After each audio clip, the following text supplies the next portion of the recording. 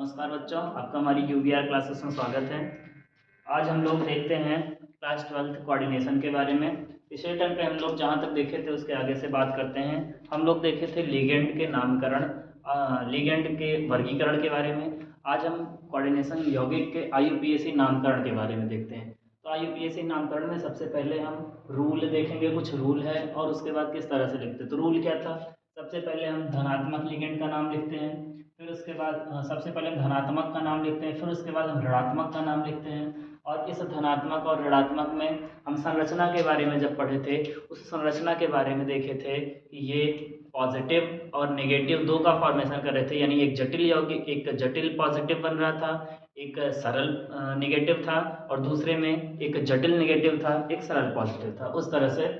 और एक और बनाया था जिसमें दोनों जटिल का फॉर्मेशन किए थे। तो एक एक करके यहाँ से सभी को देखते हैं। शुरू करते हैं पहले थोड़ा सा हम लिगेंड के नामकरण के बारे में। लिगेंड को हम किस तरह से लिखते हैं? यदि हमारे पास पॉजिटिव लिगेंड आते हैं, नेगेटिव लिगेंड आते हैं, या उदासीन लिगेंड आते हैं, इन लिगेंडों को हम किस तरह से डिस्क्राइब करेंगे, किस तरह से इनका नाम लिखेंगे, क्यों इनको पढ़ना है? क्योंकि जब हम यौगिक के बारे में पढ़ते हैं, इस यौगिक में लिगेंड और सेंट्रल मेटल एटम दो ही होते हैं। तो हम लिगेंड के बारे में देखेंगे, फिर सेंट्रल मेटल एटम के बारे में देखेंगे, फिर इसके बाद हम पूरा नाम। तो सबसे पहले हम शुरू करते हैं कि ऐसे ऋणात्मक लिगेंड जिनके अंत में आई डी ई आता है। जैसे हमारे पास क्लोराइड हो गया, आई डी हो गया, ब्रोमाइड हो गया, आई डी ई हो गया, सल्फाइड हो गया, नाइट्राइट हो गया, आई डी हो गया। इनके अंत से यहाँ से देखेंगे क्लोराइड, ब्रोमाइड, इन सभी के अंत से आई डी ई को हटा देते हैं। इन सभी के अंत से आई डी ई को हटाएंगे, और आई डी ई को हटाते हैं तो ये क्या बन जाएगा? CHLOR, क्लोर। और जब आई डी को हटाएंगे तो इनके अंत में ओ जोड़ देते हैं, तो ये क्या बन गया? क्लोरो।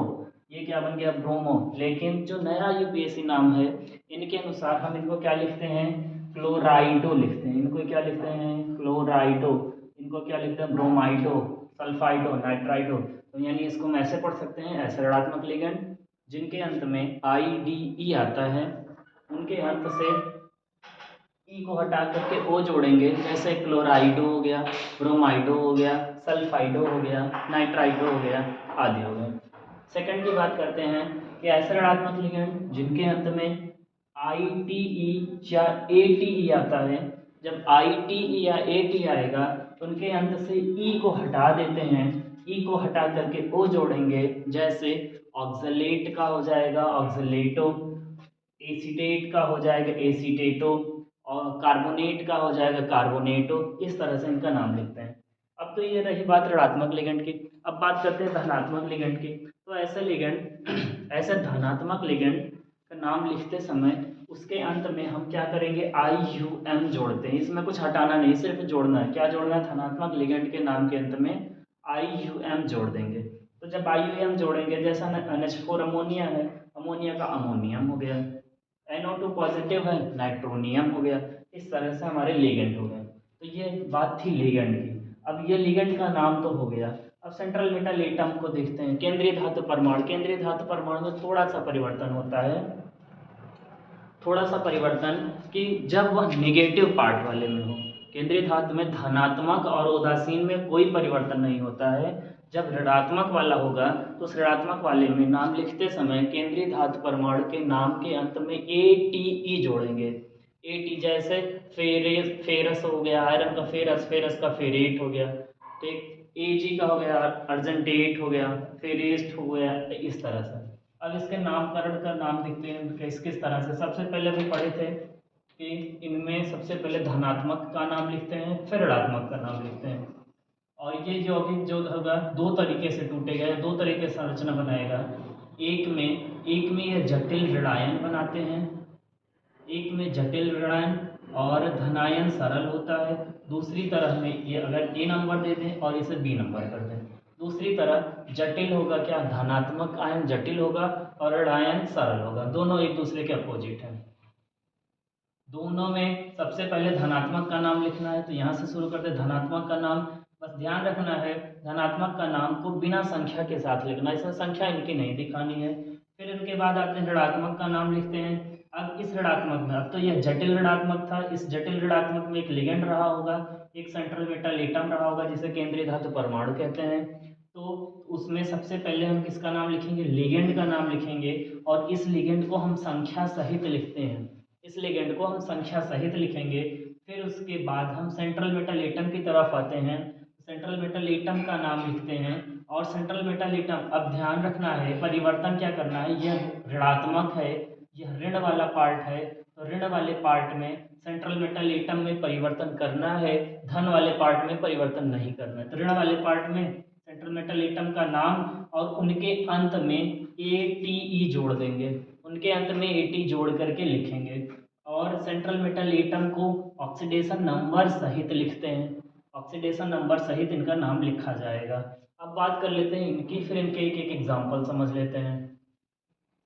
इनमें अगर हमारा सरल ऋणायन हो और जटिल धनायन हो तो कैसे लिखेंगे, फिर वही काम है, धनात्मक का नाम पहले लिखेंगे, फिर धनात्मक में क्या क्या चीज़ें, हमारा लिगेंड है और सेंट्रल मेटल एटम है, तो इस धनात्मक में तो सबसे पहले धनात्मक का नाम संख्या सहित, धनात्मक में लिगेंड का नाम संख्या सहित, फिर उसके बाद सेंट्रल मेटल एटम का नाम ऑक्सीडेशन नंबर सहित लिखते हैं। यहाँ पर सेंट्रल मेटल एटम जिस तरह से दिया होगा इसमें कोई जोड़ना, कुछ जोड़ना नहीं, कोई परिवर्तन नहीं करना है। और अंत में ऋणात्मक का नंबर आया है, अंत में ऋणात्मक, और इस ऋणात्मक को बिना नंबर के लिखते हैं, इन्हें ऋणात्मक में इनकी संख्या नहीं प्रदर्शित की जाती है। जैसे एग्जाम्पल की बात कर लेते हैं, हम K4FeCN6 लिए हैं। अब इस एग्जाम्पल में देखेंगे कि पोटेशियम हमारा पॉजिटिव होता है, FeCN ये टोटल किसमें, नेगेटिव वाले में टूटा है। इसके लिए क्या लिखेंगे, सबसे पहले धनायन का नाम पोटेशियम हो गया। अब देखना पोटेशियम में कोई नंबर नहीं लिखा गया, यहाँ पर लिखा गया था ना धनात्मक बिना संख्या के, ये धन है बिना संख्या के हो गया। अब बात करते हैं इस कोऑर्डिनेशन स्फीयर के अंतर्गत कौन कौन है, एक हमारे पास लिगेंड है और एक सेंट्रल मेटल एटम है। तो लिगेंड का नाम पहले लिखेंगे संख्या सहित, कितने लिगेंड, 6 थे, हेक्सा लिख दिए हैं। लिगेंड क्या था, साइनो हो गया, साइनो हो गया है, हेक्सा साइनो हो गया। अब Fe सेंट्रल मेटल एटम है, यह ऋणात्मक में था, ऋणात्मक में था तो क्या परिवर्तन होगा, ATE लग जाएगा। फेरस है, फेरस का क्या हो जाएगा, फेरेट हो जाएगा, इसका ऑक्सीडेशन नंबर लिख के आ गया। तो क्या बन गया नाम, potassium hexacyanoferrate second.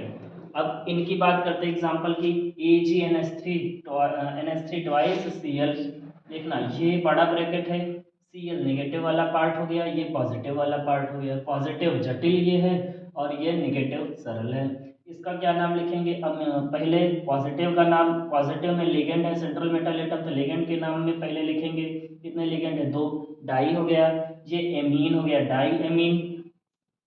अब सेंट्रल मेटल एटम की तरफ चलते हैं, सेंट्रल मेटल एटम में यहाँ है Ag है, ये पॉजिटिव के साथ है, तो इस पॉजिटिव में इसके सेंट्रल मेटल एटम में कोई परिवर्तन नहीं करना है, तो सीधा क्या लिख दिए, सिल्वर, डाई एमीन सिल्वर, इसका ऑक्सीडेशन नंबर फर्स्ट लिख दिए। फिर बाद में क्या आया है, ऋणात्मक, फिर बाद में आया क्लोराइड Cl, इसको लिख दिए। तो यहाँ पर इनका नंबर नहीं लिखना है, हमें सिर्फ diammine silver first chloride, हमें इसका नंबर, किसका, लिगेंड का नंबर लिख के बताना है। तो ये थे IUPAC नाम लिखने के तरीके, किस तरह से लिखा जाता है। इसके कुछ एग्जाम्पल है जो एग्जाम में पूछे गए हैं प्रीवियस ईयर के एग्जाम में, तो उसको हम नेक्स्ट वीडियो में एग्जाम्पल सहित इसको 5, 10, 12 एग्जाम्पल हम यहाँ लिखेंगे और इसके नाम को फिर से सीख लेंगे।